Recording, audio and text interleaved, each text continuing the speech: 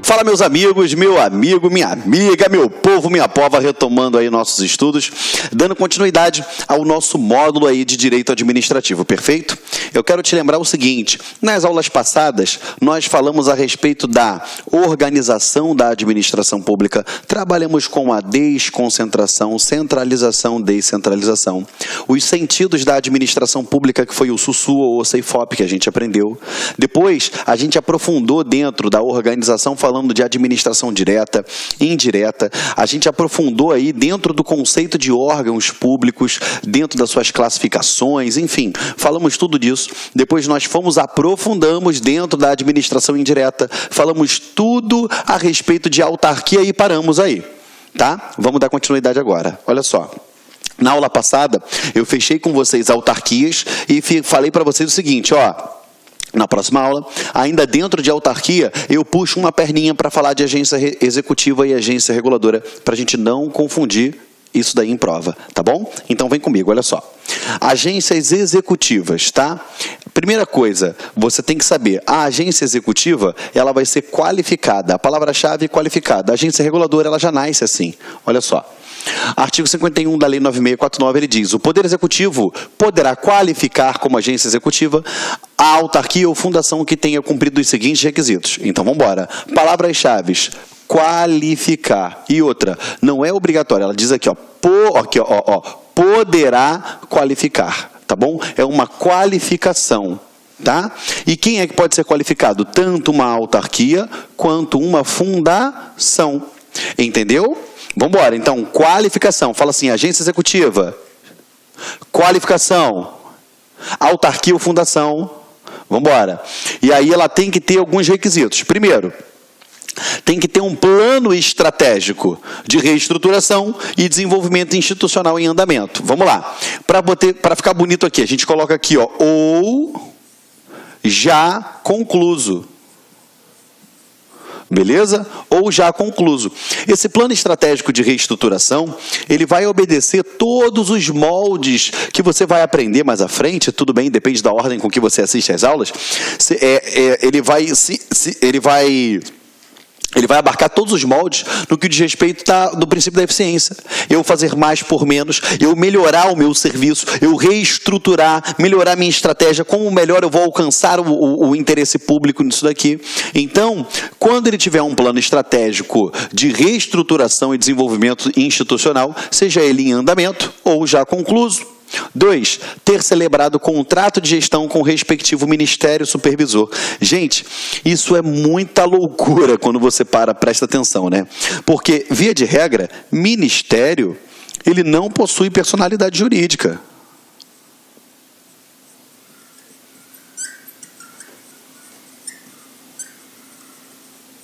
Ele não possui personalidade jurídica. Aí você pensa, como alguém que não tem personalidade jurídica vai firmar um contrato de gestão com alguém que tem personalidade jurídica e que não é subordinado a ele? Mas, enfim, isso aqui traz para cá, a gente tem que falar o que vai cair na prova. Olha só, então ele vai fazer um contrato de gestão. Então, ele tem que ter um plano estratégico, beleza? Ele tem que assinar um contrato de gestão com o Ministério Supervisor, só para você entender. Se aquela autarquia, ou fundação, ela for da área de transportes, vai ser com quem? Com o Ministério do Transportes.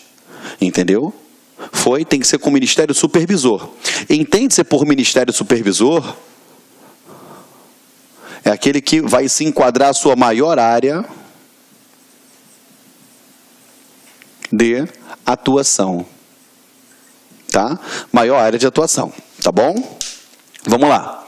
Olha só. Parágrafo 1º. A qualificação como agência executiva será feita em ato do Presidente da República, ou seja, ela vai fazer isso através de um ato do Presidente da República. Entendeu, galera? Até aqui estamos juntos? Foi? Então volta. Eu tenho que ter um plano estratégico, eu tenho que ter um contrato de gestão, tá? E eu tenho que ter o quê? Vai ser feito através de um ato pelo Presidente da República. Do mesmo jeito que ela pode ser qualificada, ela pode perder essa qualificação. Entendeu? Ah, Geraldo, me dá um exemplo. Inmetro. É um exemplo de uma agência executiva.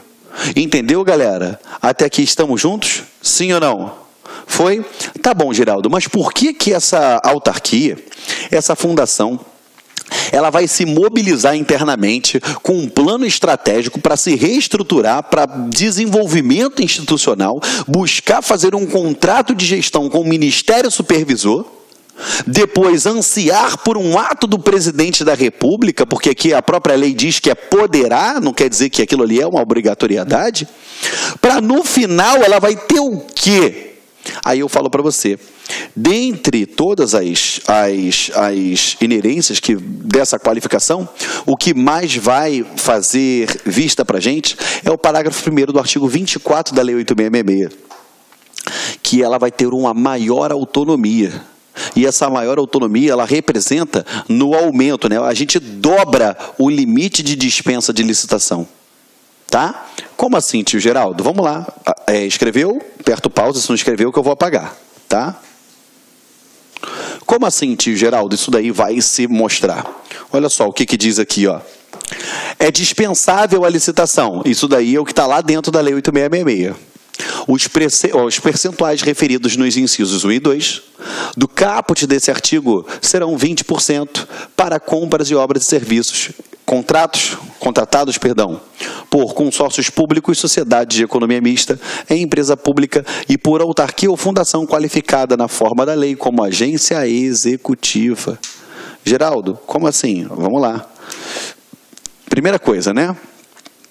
Fazer um pequeno resumo aqui, que a gente vai ver isso lá na frente da lei de licitações, mas vamos lá. Licitação. Licitação, ela é a regra. Tá? Mas eu tenho exceção? Tenho. E essa exceção, ela... Vamos botar aqui, ó. Exceção. Ela pode ser tanto a dispensa... Ou ela pode ser o quê? A inexigibilidade, tá bom? Eu não vou aprofundar nisso, isso é só para você entender, tá? Dentro da dispensa, a gente ainda tem uma subdivisão entre licitação dispensada e dispensável, mas vamos direto ao ponto. Artigo 24. Esse artigo 24, ele diz que vai ser no valor de 10% da o quê? Modalidade convite. Aí tu fala assim, Geraldo, qual é a modalidade convite? Vamos embora. Quando se tratar, tá? Vou botar aqui, ó, convite. Convite. Quando se tratar de obras e serviços de engenharia, o valor da modalidade de convite, 150 mil. Quando se tratar de compras e serviços em geral, o valor da modalidade convite será de 80 mil.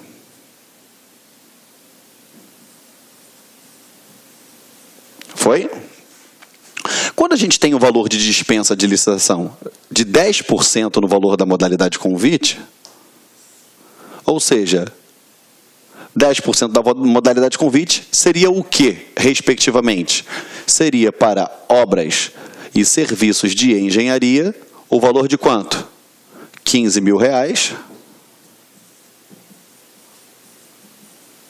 E compras e serviços em geral, que não sejam de engenharia, 8 mil reais. Até aqui tudo bem, beleza? Até aqui tudo bem. Agora... Por que ela quer se tornar uma agência executiva? Vamos embora. Ela vai se tornar uma agência executiva porque o que é de 10% para todo mundo, o parágrafo 1º diz que para ela vai ser 20%. E aí o que era 10 vira 30 e o que era 8 vira 16. Você entendeu o porquê que ela quer se tornar uma agência executiva? É justamente para quê? Aonde a lei diz que ela tem que ter, ela diz que ela tem a possibilidade, lógico, né, de 10%, lembrando, tá, dispensa, não quer dizer que essa licitação dispensável, não quer dizer que a administração é obrigada a dispensar. Quer dizer que caso ela não queira fazer a licitação, ela não faz, mas tem que justificar nos moldes legais. Até aí tudo bem. Até aqui estamos juntos? Sim ou não? Então, por que ela quer se tornar uma agência executiva? Porque o limite que é de 10% para todo mundo, inclusive para as agências reguladoras, para ela vai ser de 20%. Entendeu? Sim ou não? Então você já tem que botar essa observação no teu material muito forte. Ó, a agência reguladora,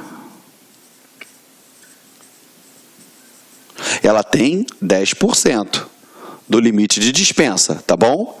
Que vai ser diferente da agência executiva, que tem 20%. Essa daqui de cara já é uma pergunta que cai muito e derruba todo mundo. Por quê? Você vai perceber que a agência reguladora, ela tem grandiosos poderes dentro da administração pública, mas não tem o limite de 20%.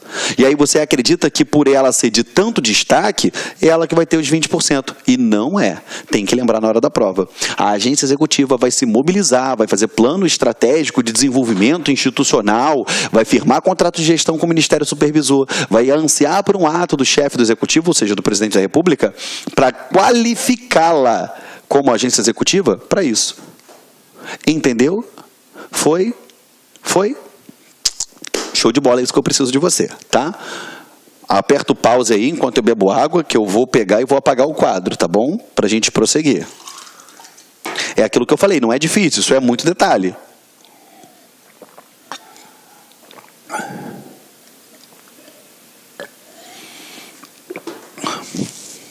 Vamos embora.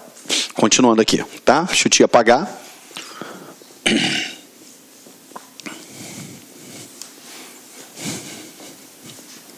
Vamos lá. Aí tu fala assim, tá, Geraldo, e como isso cai na prova? Vem com o titio. Questão. CESP. Ter um plano estratégico de reestruturação e desenvolvimento institucional em andamento é pré-requisito básico para a qualificação de uma instituição como agência executiva. Certo. Aqui, certíssimo. É o único pré-requisito? Não. Mas é um pré-requisito básico? Sim. Certo. Certo. Aí tu olha assim, caraca, Geraldo, questão muito difícil, cara. Muito difícil. Mas depois dessa explicação ela fica ridícula. E é verdade. É verdade. Porque nem todo mundo vai ter o cuidado de ler tópico a tópico da legislação, nem todo mundo tem o cuidado de fazer integrar todo o conteúdo legislativo, e aí é que o cara sai perdendo na hora da prova. Porque uma questão dessa daqui, ainda mais no estilo CESP, que em regra perdeu, anula uma certa, às vezes tira 0,5, 0,5, você está tendo um prejuízo muito grande na prova se você errar uma questão dessa. E não pode. A partir de agora, é sua obrigação acertar. Vamos lá. O contrato de gestão firmado com o Ministério Supervisor, embora seja um documento característico das agências executivas, contendo fixação de objetivos estratégicos e metas a serem atingidos pela instituição, não é imprescindível para a criação da agência executiva. Errado. Você percebe?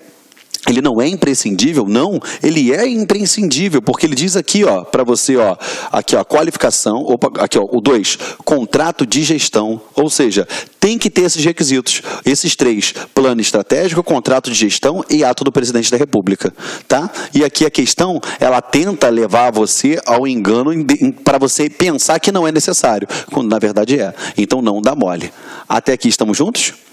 Moleza essas questões, tá bom? Lembrando, pega a questão e faz sem estudar, e depois dá uma estudada e faz. Você percebe que você vai estar anos-luz à frente das pessoas. Agora foi fácil porque a gente acabou de ver a matéria, mas tem que revisar em casa, tem que entrar na internet, tem que baixar questões, tem que refazer as questões, porque só assim você alcança a sua aprovação, tá bom?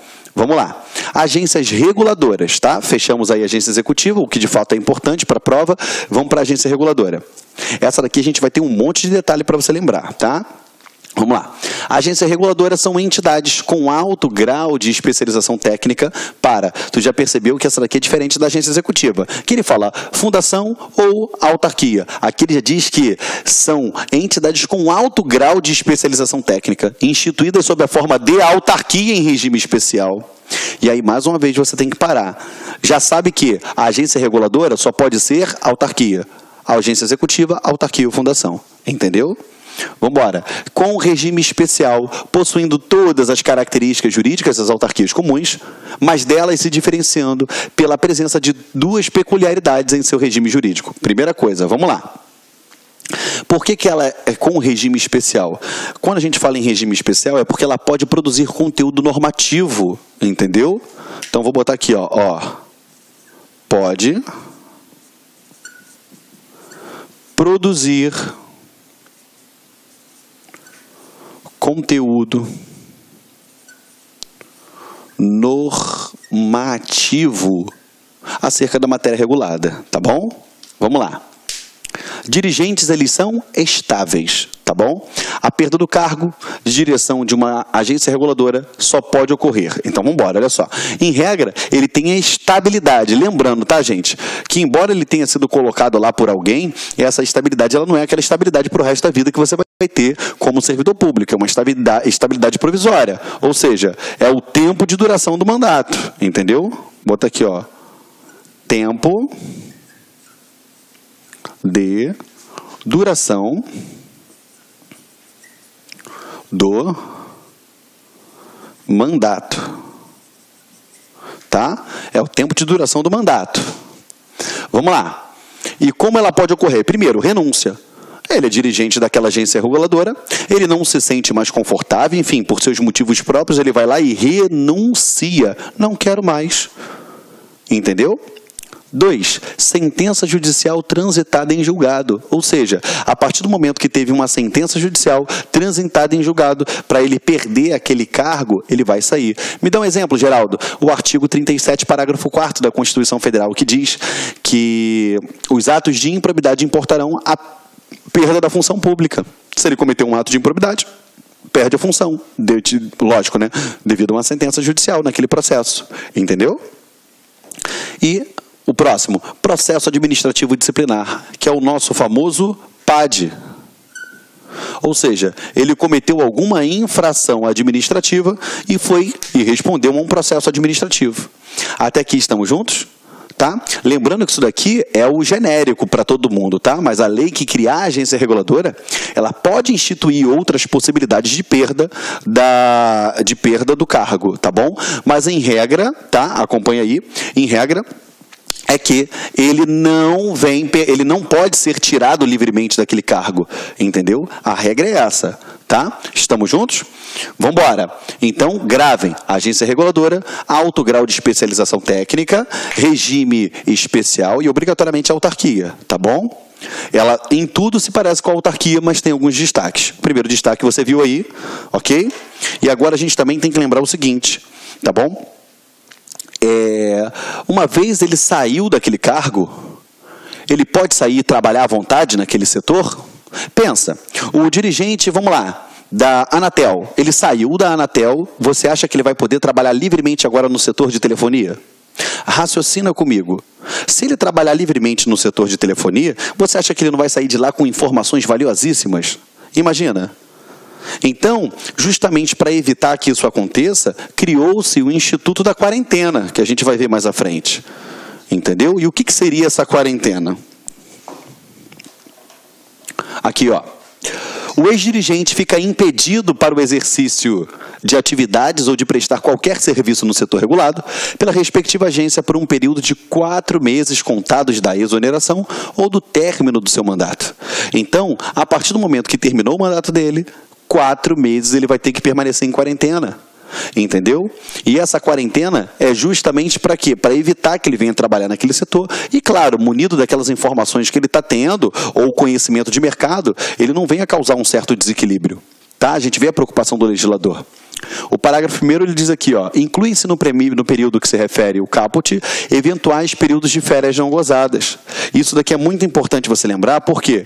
Porque se a questão trouxer para você que ele é um ex-dirigente, que do término do seu mandato, ele ainda tinha um período um período de férias que não gozou, ele vai ficar quanto tempo de quarentena? Ele fica 4 meses mais 30 dias. Tá? Porque as férias tem 30 dias. E a quarentena ele fala em meses, entendeu? Prazo em dia eu falo dia, prazo em mês eu falo mês, prazo em ano eu falo em ano. Toma cuidado com isso, tá bom? Vamos lá. Durante o impedimento, o ex-dirigente ficará vinculado à agência, fazendo jus à remuneração, isso daqui cai pra cacete em prova, compensatória, equivalente ao cargo de direção que exerceu e aos benefícios a elas inerentes. É óbvio, porque não adianta nada, é injusto eu pegar e suprimir o direito daquele ex-dirigente de trabalhar no setor regulado E ele não vai ter nenhuma contraprestação, ele vai viver de quê naqueles 4 meses? Então, a administração vai manutenir a remuneração e todos os direitos ligados ao cargo durante 4 meses, que é o período dele de quarentena. Lógico, né? Se tiver eventual período de férias não gozado, ele vai ficar aquele período também de férias não gozado de quarentena, tá bom? Aplica-se o disposto nesse artigo ao ex-dirigente exonerado, a pedido, se já estiver cumprido pelo menos 6 meses do seu mandato. Ou seja, você tem que entender o seguinte, se o ex-dirigente ele pediu para ser exonerado, ele não quer mais, aqui ó, ele pediu, não quero mais ficar no cargo, se ele permaneceu por pelo menos 6 meses no cargo, ele obrigatoriamente já deve cumprir a quarentena, tá? Então gravem, pelo menos 6 meses no cargo, ele já tem que cumprir a quarentena. Foi? Então vamos lá, lembre-se. Agência reguladora. A agência reguladora é uma autarquia em regime especial, com alto grau de especialização técnica, que não vai se diferenciar das autarquias comuns no que diz respeito ao quê? Pode produzir conteúdo normativo, e o seu dirigente ele possui o quê? A chamada estabilidade provisória, que ele só pode perder o cargo mediante renúncia, decisão transitada em julgado ou processo administrativo. E do término do mandato tem que cumprir o quê?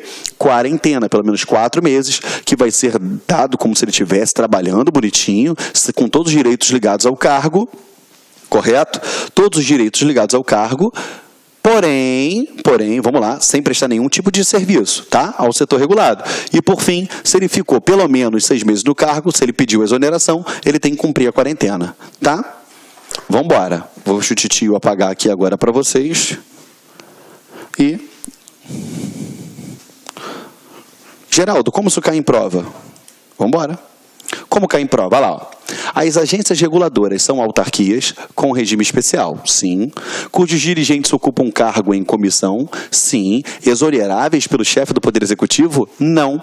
Por quê? Ele possui a estabilidade provisória. Então, eles não são exoneráveis pelo chefe do Executivo. Bota aqui, ó. Estabilidade provisória. Tá? Eles vão ter estabilidade naquele cargo. Foi? Então está errado essa primeira questão aí. Próxima. Sobre as agências reguladoras, é correto afirmar que seus dirigentes são nomeados em cargo de confiança e podem ser exonerados ad nutum. Errado. Para você que ainda não está acostumado com a nomenclatura do direito, ad nutum, ele vem do latim de livre nomeação e livre exoneração, que é uma característica dos cargos em comissão. Entendeu? Então, ele pode ser livremente nomeado e exonerado? Errado. Vamos embora. Seus servidores são submetidos ao regime jurídico de trabalho seletista. E aí, certo ou errado? Errado, por quê? Se obrigatoriamente uma agência reguladora deve ser autarquia, é óbvio que ele não vai ter regime seletista. Vai ser regime o quê? Estatutário. É o tal do regime legal. Entendeu? Porque vai ter uma lei, o estatuto que vai reger a sua situação. C. Estão sujeitas à tutela ou controle administrativo exercido pelo Ministério a que se encontram vinculadas. Eu vou pular essa, vou te dar uma colher de chá. D. As decisões proferidas pelas agências são em caráter definitivo, não podendo ser questionadas pelo Poder Judiciário. Está errado por quê? Elas podem dar decisões? Sim. Pode até ter algum caráter definitivo, mas desde que seja na seara administrativa. Tá bom? Pode ter questionamento pelo Poder Judiciário? Pode. Princípio da inafastabilidade do Poder Judiciário. Ó. Princípio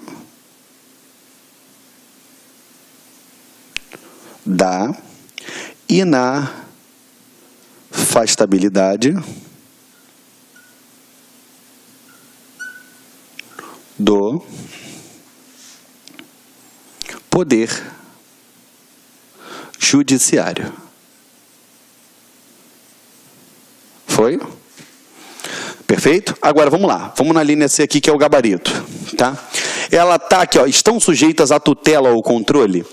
E isso daqui, quando eu fiz aquele mapinha mental lá atrás para vocês, que eu falei que quando tratasse de princípios eu iria voltar no princípio da supervisão ministerial, do controle finalístico da tutela, elas estão submetidas a... Olá, meus amigos, minhas amigas, sou o professor Luiz Antônio Carvalho, com muito prazer, muita satisfação, estou aqui para convidar vocês a conhecer um super curso online para o TRF Primeira Região. curso completo, ponto a ponto digital, com os melhores professores do mercado aqui no La Concurso. Gente, detalhe, com o melhor custo-benefício do mercado. Gente, vem, olha só. Curso completaço, ponto a ponto digital, por apenas 10 parcelas de R$ 25,00. É somente aqui no La Concursos. Prazo de acesso 90 dias. Durante esses 90 dias, vocês podem assistir quantas vezes quiser e na hora que desejar. Ah, professor, e os professores? Você assistiu aí essa aula demonstrativa, né? Somente professores top de linha. E aqui no La Concursos, o melhor custo-benefício é outra coisa, nós temos que garantia. Você pode se matricular sem medo de ser feliz, assistir quantas aulas quiser, durante 7 dias. Se você não gostar do curso, você pode estar encaminhando um e-mail para a nossa central de atendimento, que nós iremos aí efetuar o seu cancelamento da sua matrícula com a devolução do seu investimento sem burocracia, rápida, que é papo reto, aqui é honestidade aqui no La Concurso. Tá certo, professor?